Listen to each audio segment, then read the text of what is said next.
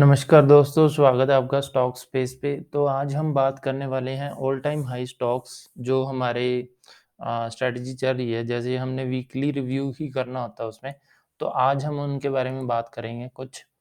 तो देखो ये जो हमारी लिस्ट थी जो मैंने आपको दी हुई थी, एक तो लिस्ट दी हुई है ऑल टाइम हाई स्टॉक्स जो ऑलरेडी चल रहे थे और एक मैंने अगस्त की दी हुई थी। तो उन दोनों को मिला के ये सारे मैंने यहाँ पे अपने वॉच लिस्ट में डाले हुए हैं। तो उनमें से ये देखो एक तो पीवीआर है, ये नीचे गिरा है बिल्कुल और यहाँ पे ग्रीन कैंडल बनी है।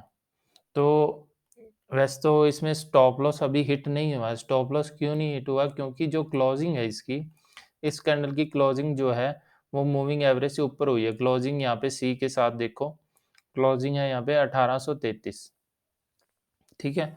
और जो स्टॉप लॉस है वो है 1807 रुपए का। तो अभी इसमें स्टॉप लॉस हिट नहीं हुआ है, तो कोई गलती मत कर लेना। कई बार बंदे समझ लेते हैं इसमें स्टॉप लॉस हिट हो गया। तो वैसे इसमें एंट्री कब से मिली थी हमें? अगस्त में ही मिली मेरे ख्याल से।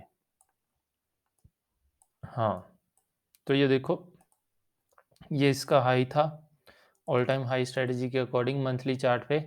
और इसमें हमें अगले मंथ मतलब कि अगस्त में एंट्री मिली, बट ये नीचे आ गया वीकली 30 के आसपास, बिल्कुल वीकली 30 के आसपास आ गया बिल्कुल। तो एज अ लूजिंग ट्रेड ये यहाँ पे साबित हुआ है, बट अभी तक इसमें स्टॉप लॉस हिट नहीं हुआ। तो अब एक पॉसिबिलिटी तो ये हो सकती है कि ये ऊपर चला जाए यहाँ से, और दूसरी पॉसिबिलिटी होती है नीचे चला जाए, स्टॉप लॉस हिट हो जाए। ठीक है? अब मतलब ये अभी लूजिंग ट्रेड है, तो इसमें मैं ये नहीं कहूँगा कि अभी रिस्क कम है, इसमें आप एंट्री ले लो। मेरे हिसाब से नहीं लेनी चाहिए, क्योंकि जब तक इसमें हम प्रॉफ़िट में नहीं हैं, तो हमें एंट्री लेने का कोई फ़ायदा नहीं है। ठीक है? तो ये थोड़ा-सा मतलब मेरा पॉइंट ऑफ व्यू था इस स्टॉक के रिगार्डिंग। जो एंट्री लेने लायक है, वो मैं आपको दिखा रहा हूँ। वो जो मेरे को बड़ा पसंद है, मतलब यहाँ पे भी ये देखो, ऐसे बढ़िया चला, फिर नीचे आया यहाँ पे 30 एमए के आसपास, फिर ऊपर गया। मतलब जब इस पॉइंट पे आता है 30 एमए के आसपास, तब हम इसमें एंट्री ले सकते हैं। अब ये थोड़ा-सा ऊपर गया, फिर नीचे आया, तो अब यहाँ पे फिर से ग्रीन कैंडल बनी है। तो अब यही सिग्नल है मेरे हिसाब से कि इसमें एंट्री ली जा सकती है। और एंट्री कब लेंगे हम? जब अगले वीक मतलब ये मंडे से हमें अगर इस कैंडल के हाई के ऊपर जाता है प्राइस, तो हम डेफ़िनेटली एंट्री लेंगे। तो इस कैंडल का हाई देखो 304.80 है। तो मैं लूँगा लगभग 307 रुपए के आसपास, 6 या 7 रुपए के आसपास एंट्री ले सकते हैं, मतलब 2-3 रुपया ऊपर। क्योंकि अगर ऊपर टच करता है तो हमें कन्फर्मेशन भी हो जाती है, अभी ऊपर जा सकता है प्राइस। अगर उसको हाई को टच ही नहीं करता है, तो फिर मेबी नीचे ही रहे और स्टॉप लॉस हिट हो जाए, तो हमें पहले एंट्री नहीं लेनी है। जब 305 रुपए से ऊपर-ऊपर जाएगा प्राइस, तभी 306 रुपए, 307, 308 तक भी एंट्री ली जा सकती है। ठीक है? तो रिस्क इसमें कितना रहेगा? मान लो हम लेते हैं 307 पे एंट्री लेते हैं, और जो हमारा स्टॉप लॉस है वो रहेगा 30 मूविंग एवरेज वाला वीकली चार्ट पे, according to all time high strategy. इसमें अब एबीसी की बात नहीं हो रही है, उससे कन्फ्यूज़ मत हो जाना। एबीसी और 44 अलग-अलग है, ऑल टाइम हाई अलग है। तो इसमें अब ये देखो 276 का स्टॉप लॉस है। एंट्री हमारी कितनी हुई? एंट्री हमारी हुई 307 रुपए मान लो। तो कैलकुलेटर ये रहा, हम कैलकुलेट करते हैं। खुल जा भाई। हाँ, अब खुलेगा। 307 माइनस, अरे यार ये क्या कर रहा हूँ मैं? 307 माइनस 276, 31 रुपीज़ का रिस्क है इसमें पर शेयर, अगर आप 307 पे एंट्री लेते हो।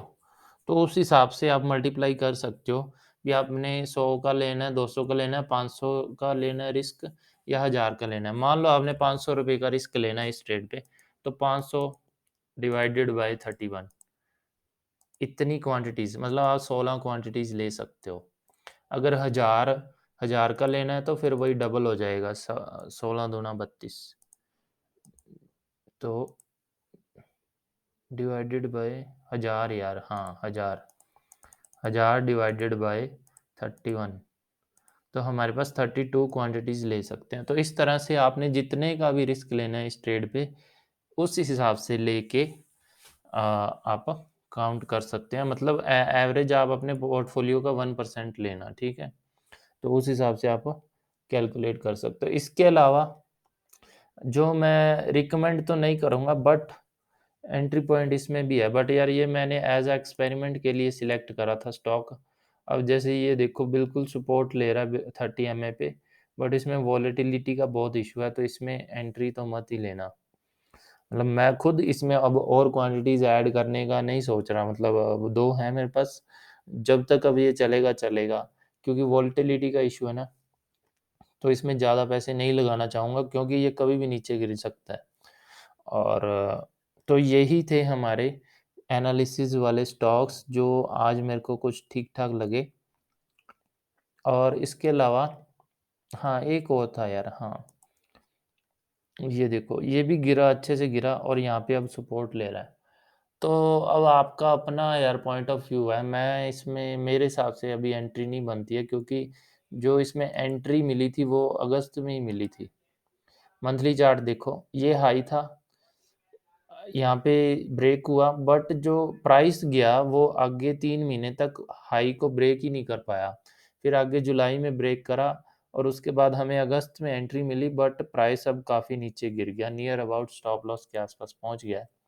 तो ये भी अभी तक एज़ अ लूज़िंग ट्रेड साबित हुआ है, मतलब यहाँ कहीं पे एंट्री मिली थी और उसके बाद यहाँ तक आ गया स्टॉप लॉस के आसपास। हालाँकि स्टॉप लॉस अभी हिट नहीं हुआ है।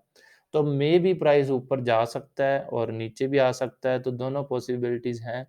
तो अगर कोई एंट्री लेना चाहे तो उस हिसाब से लेना। बट मेरा अभी मूड नहीं है, मैं क्लियरली इसमें नहीं जाऊँगा। मैं जिसमें जाऊँगा वो मैं बता चुका हूँ, इसमें जाऊँगा अगर प्राइस ऊपर जाता है तो ऑल टाइम हाई के अकॉर्डिंग। ठीक है? तो आज का यही था, ज़्यादा कुछ और स्टॉक्स तो दिख नहीं रहे हैं, बाकी ठीक-ठाक चल रहे हैं। ऑल टाइम हाई में कोई स्टॉप लॉस हिट तो नहीं हुआ मेरे हिसाब से, जो भी चल रहे थे। और फिर हम जो अब अगली जो मंथ के लिए चाहिए हमें ऑल टाइम हाई स्टॉक्स की लिस्ट, वो मैं आपको मतलब जो लास्ट दिन होगा इस मंथ का ट्रेडिंग डे, उस दिन शाम को दूँगा। मतलब कल 29 हो गई और 30 और 31, मतलब वेडनेसडे शाम को आपको वो लिस्ट मिल जाएगी, ठीक है? तो जो भी है, थोड़ा-सा वेट करो, तभी वो प्रॉपर एनालिसिस हो पाएगा, क्योंकि मंथ का एंड बिल्कुल वो वाला है, हमें मंथ के एंड में एनालिसिस करना होता है, ठीक है? थैंक यू सो मच, मिलते हैं